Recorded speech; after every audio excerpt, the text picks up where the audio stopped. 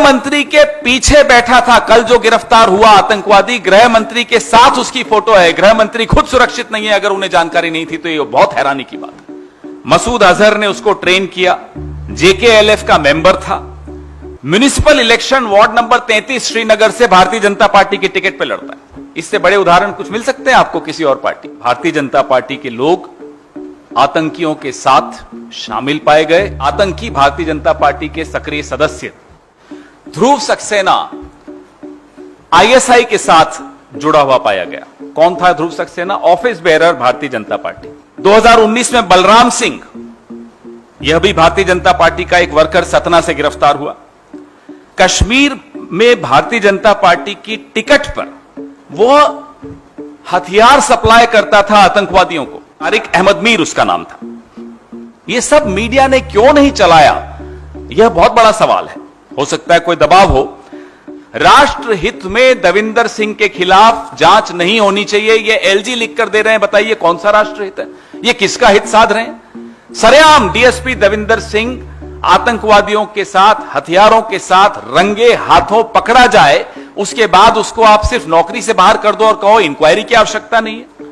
अफजल गुरु ने डीएसपी दविंदर सिंह का नाम कितनी बार लिखा है, वह भी आपको चलाना चाहिए। कश्मीर में ग्रामीणों ने एक आतंकवादी पकड़ा, वह भारतीय जनता पार्टी की आईटी सेल, माइनॉरिटी मोर्चा की आईटी सेल का प्रभारी निकला। ये राष्ट्रवादी अपने आप को कहते कैसे हैं? ये पहली बार नहीं हो रहा। लगातार एक के बाद एक उदाहरण आपको मैं बता सकता हूं जब भारतीय जनता पार्टी के लोग आतंकियों के साथ शामिल पाए गए या आतंकी भारतीय जनता पार्टी के सक्रिय सदस्य। ध्रुव सक्सेना से शुरू कीजिए। ध्रुव सक्सेना आईएसआई के साथ जुड़ा हुआ पाया गया। कौन था ध्रुव Saxena? Office bearer Bharatiya Janata party. उसके बाद आप देखिए सतना में टेरर फंडिंग केस 2017 में 2019 में बलराम सिंह, यह भी भारतीय जनता पार्टी का एक वर्कर, सतना से गिरफ्तार हुआ। कश्मीर में भारतीय जनता पार्टी की टिकट पर दक्षिण कश्मीर में एक अरेस्ट हुआ। वह हथियार सप्लाई करता था आतंकवादियों को। मैं उसका भी विनीत जी को कहूंगा कि आपके व्हाट्सएप ग्रुप से भेज देंगे जो उसका नॉमिनेशन पेपर है। तारिक अहमद मीर उसका नाम था। अहमद जो थे वो नवीद बाबू नाम के व्यक्ति को हथियार सप्लाई करते थे। ये सब मीडिया ने क्यों नहीं चलाया, यह बहुत बड़ा सवाल है। हो सकता है कोई दबाव हो। डीएसपी दविंदर सिंह, उसका तो जो ऑर्डर एलजी ने निकाला उसमें लिखा कि we are satisfied that in the interest of the security of state it is not expedient to hold an inquiry in the case of Davinder Singh. राष्ट्र हित में दविंदर सिंह के खिलाफ जांच नहीं होनी चाहिए, यह एलजी लिख कर दे रहे हैं। बताइए कौन सा राष्ट्र हित है? यह किसका हित साध रहे हैं? सरेआम डीएसपी दविंदर सिंह आतंकवादियों के साथ, हथियारों के साथ रंगे हाथों पकड़ा जाए, उसके बाद उसको आप सिर्फ नौकरी से बाहर कर दो और कहो इंक्वायरी की आवश्यकता नहीं है। अफजल गुरु ने डीएसपी दविंदर सिंह का नाम कितनी बार लिखा है, वह भी आपको चलाना चाहिए। राष्ट्रहित उसी में है। उसके बाद उदयपुर का हमने आपको बताया कैसे रियाज अतारी, उसको 2019 के नवंबर में भारतीय जनता पार्टी के सदस्यता अभियान में भारतीय जनता पार्टी के जिलाध्यक्ष, भारतीय जनता पार्टी का सदस्य बनाते हुए उसकी तस्वीर हमने आपको जारी की। उससे ज्यादा बड़ा सबूत क्या हो सकता है?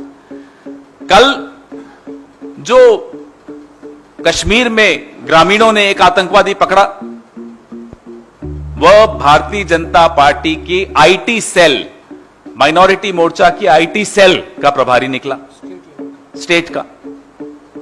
तो एक के बाद एक अगर इतने उदाहरण, आसाम के भी कुछ उदाहरण हैं।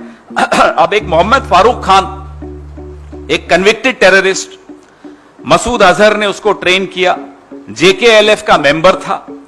Municipal election ward number 33 Srinagar से भारतीय जनता पार्टी की टिकट पे लड़ता है। इससे बड़े उदाहरण कुछ मिल सकते हैं आपको किसी और पार्टी? ये राष्ट्रवादी अपने आप को कहते कैसे हैं?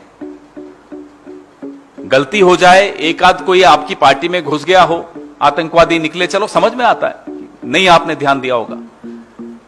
गृह मंत्री के पीछे बैठा था कल जो गिरफ्तार हुआ आतंकवादी, गृह मंत्री के साथ उसकी फोटो है। गृह मंत्री खुद सुरक्षित नहीं है, अगर उन्हें जानकारी नहीं थी तो ये बहुत हैरानी की बात है। कल रविंद्र रैना के साथ उसकी फोटो जारी हुई। जम्मू कश्मीर एक बहुत सेंसिटिव स्टेट रीजन है, वहां आप देख रहे हैं कि आतंकवादी ना केवल भारतीय जनता पार्टी का ऑफिस बेरर है, अमरनाथ यात्रा पे हमले की योजना बनाने वाला व्यक्ति एक चित्र में गृह मंत्री के पीछे बैठा हुआ पाया जाए। बताइए इस देश की हालत क्या बना दी। इसलिए जांच ऐसी होनी चाहिए, किसके तार कहां जुड़े हैं इस देश को अब मालूम होना चाहिए। सबसे पहला केस हेट स्पीच का एक व्यक्ति हैं जिनके खिलाफ लगना चाहिए, जिन्होंने भाषण में कहा था कि वो कपड़ों से पहचाने जाते हैं। मैं आप पर छोड़ता हूं, उस व्यक्ति का नाम चलाइएगा। उसका नाम मैं बता भी देता हूं, शायद आप नहीं चला पाए, उम्मीद करता हूं कहीं लाइव भी चल रहा होगा। उनका नाम है नरेंद्र मोदी और वो इस देश के प्रधानमंत्री हैं। देश के प्रधानमंत्री अपना राजधर्म भूल कर कहते हैं कि कपड़ों से पहचाने जाते हैं। ये होती है हेट स्पीच। और अगर ये हेट स्पीच का कानून रेट्रोस्पेक्टिव इफेक्ट से लगेगा तो सितंबर 2002 में एक व्यक्ति हैं जिन्होंने खैरलांजी में भाषण दिया था, हम पांच हमारे 25, उसका नाम भी नरेंद्र मोदी था, तब वो मुख्यमंत्री था एक राज्य का। तो हेट स्पीच पे वो जरूर कानून लाएं, मगर हमारा निवेदन है उनसे कि रेट्रोस्पेक्टिव इफेक्ट से लाएं। और सबसे पहले इस व्यक्ति जिनका मैंने आपके सामने नाम लिया, पहला केस उनके खिलाफ दर्ज होना चाहिए। दूसरा, आपका सवाल महाराष्ट्र पे था। जो महाराष्ट्र में पिछले 2.5 साल में हुआ, उसकी परिणति यह हुई है, जो आजकल सोशल मीडिया पे जिसको अब ईडी सरकार कहा जाता है, एकनाथ और देवेंद्र फडणवीस की सरकार बनी है, उसके पीछे जो घटनाक्रम हुआ, तमाम एजेंसीज का दुरुपयोग, इलेक्टोरल बॉन्ड्स से, और वैसे जिस तरह से अरबों रुपया भारतीय जनता पार्टी पर आरोप है कि उन्होंने कमाया है, उस पैसे का दुरुपयोग, और एक छटपटाहट कि सुबह 4 बजे शपथ लेने साहब पहुंच जाते थे और अब वही साहब बीए करने के बाद फिर से 12वीं में आ गए। तो शरद पवार जी जो कह रहे हैं, मेरे हिसाब से वो जानते हैं वो क्या कह रहे हैं, वो बिल्कुल ठीक कह रहे हैं। इस तरह की बुनियाद पर बनी हुई सरकार ज्यादा दिन नहीं टिक सकती। आपने तमाम विधायकों को, किसी को डरा के, किसी को धमका कर, किसी को लोभ लालच में लपेटकर एक सरकार आनन फानन में बना तो दी, लेकिन इस सरकार की मियाद ज्यादा दिन तक नहीं है। जैसा कि शरद पवार जी ने कहा, और मैं दोहराता हूं, आगे आगे देखिए होता है क्या। एक आदिवासी कैंडिडेट को बार बार ये दोहराते हुए कि ये आदिवासी हैं, राष्ट्रपति चुनाव में उतारा। मध्य प्रदेश में उन्होंने आदिवासियों के साथ क्या किया, क्या बर्बरता की, वो सबके सामने है।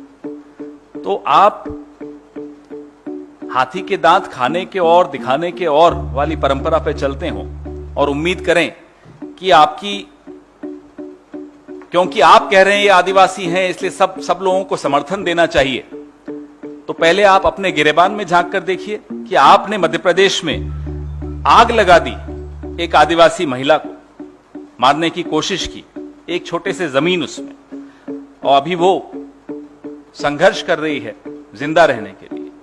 पहले अपने गिरेबान में झांकिए, देखिए कि किस तरह से आपने आदिवासियों की जमीन को खुर्द-बुर्द कर दिया, अपने दोस्तों को दे दी। किस तरह तमाम आपने उद्योग ऐसी जगह लगाने की चेष्टा की जहां आदिवासी अपने लिए संघर्ष कर रहे थे, जल जंगल जमीन के लिए। तो ऐसे व्यक्ति या ऐसी पार्टी को किसी पहचान के पीछे छिपकर वोट मांगने का अधिकार नहीं है। नरेंद्र मोदी जी को यह समझ लेना चाहिए। क्या हुआ एमएसपी का? क्या हुआ उन तमाम वादों का जो आपने उस वक्त किए थे, उनका धरना खत्म करने के लिए? यह सोचते हैं कि ये लोगों की आंखों में बार बार धूल झोंक सकते हैं। वो जवान हो, 1 रैंक 1 पेंशन का वादा किया, 9 रैंक 9 पेंशन पे ले आए। वो किसान हो, आय दुगनी करने की बात की, जो आय मिलती थी उससे भी आधी कर दी। तो हर वर्ग के साथ छलावा हुआ है, हर वर्ग अपने आप को ठगा हुआ महसूस करता है। आने वाले कुछ महीनों में लोगों का रोष, लोगों का गुस्सा हमें इस देश की अब चिंता हो रही है।